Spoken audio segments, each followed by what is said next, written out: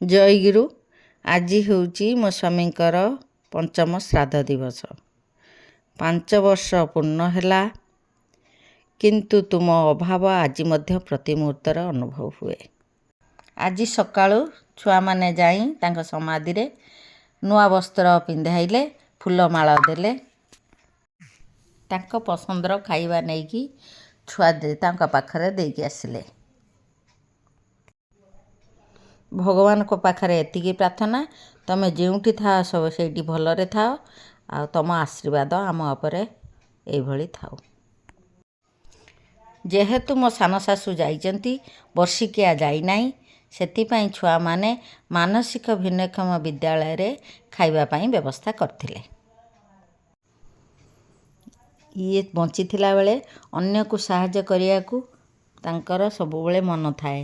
ସେଥିପାଇଁ ଏଇ ଛୁଆମାନେ ଯାଇ ମାନସିକ ଭିନ୍ନକ୍ଷମ ଆଶ୍ରମରେ ଛୁଆମାନଙ୍କ ପାଇଁ ଖାଦ୍ୟ ତିଆରି କରିକି ବାଣ୍ଟିବାକୁ ଭଲ ପାଇଥିଲେ ଓ ତାଙ୍କ ସହିତ ବସି ମଧ୍ୟ ଏମାନେ ସେଇ ଖାଦ୍ୟକୁ ତାଙ୍କରି ସହିତ ଖାଇଥିଲେ।